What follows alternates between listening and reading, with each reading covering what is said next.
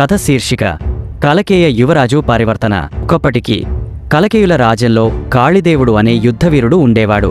అతను రాజ్యాన్ని రక్షించడంలోనే కాకుండా జాతి గౌరవాన్ని పెంచడంలోనూ విఖ్యాతుడయ్యాడు. అయితే అతనికి గర్వం, కోపం ఎక్కువ. తన శక్తిని నిరూపించుకోవాలనే కోరిక అతన్ని నిర్దాక్షిణ్యుడిని చేసింది.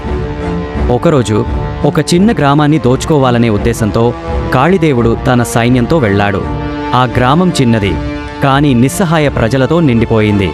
గ్రామస్తులు అతని రాక తెలుసుకుని భయంతో దాక్కున్నారు.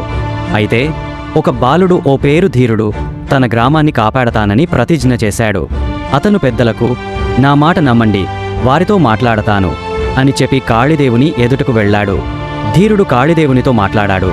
యుద్ధం ఒక ధైర్యమైన చర్య, కానీ దౌర్భాగ్యులపై దాడి చేయడం నిజమైన వీరుడి లక్షణం కాదు. మీరు మీ శక్తిని ఇక్కడ చూపించడంలో గెలిచినా మీ పేరు చెడిపోతుంది. కాపాడడానికి సాహసించడమే నిజమైన శౌర్యం. ఈ మాటలు కాళిదేవుని హృదయాన్ని తాకాయి. చిన్న పిల్లవాడి ధైర్యం, తన తప్పును చూపించిన పద్ధతి అతనిలో పాతున్న అహంకారాన్ని తొలగించింది. అతను తన సైన్యానికి ఆజ్ఞ ఇచ్చి గ్రామాన్ని విడిచి వెళ్ళిపోయాడు. పైగా ఆ గ్రామానికి రక్షణగా ఉండటానికి సైన్యాన్ని పంపించి ధీరుడికి బహుమతిని కూడా ఇచ్చాడు. ఇప్పుడు కలకేయ యువరాజు కాళిదేవుడు మారిపోయి ప్రజల హితాన్ని కోరే నాయకుడయ్యాడు. తన పాత తప్పుల నుండి నేర్చుకున్నాడు.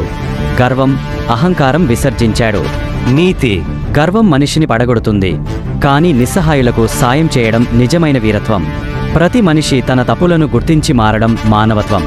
కలకేయ సేనాపతి మరియు ధర్మపథం. కాలం గడిచే కొద్ది కలకేయ రాజ్యం అభివృద్ధిలో ఉన్నప్పటికీ దాని వీరత్వం కంటే క్రూరత్వం వల్ల గణనీయంగా పేరొందింది. రాజ్యానికి ప్రధాన సేనాపతి హరికేయుడు చాలా ప్రతాపశాలి. అతను యుద్ధంలో అపారమైన విజయం సాధించినప్పటికీ అమాయక ప్రజలపై తన అహంకారాన్ని చూపించడంలో ఆనందం పొందేవాడు. ఒకసారి ఒక నిష్కలంక గ్రామాన్ని ఆక్రమించేందుకు హరికేయుడు తన సైన్యాన్ని పంపాడు. ఆ గ్రామంలోని ప్రజలు నిరుపేదలు, దళితులు, కానీ గుండెల నిండా ధైర్యంతో ఉండేవారు. హరికేయుడి సైన్యం గ్రామాన్ని చుట్టుముట్టింది.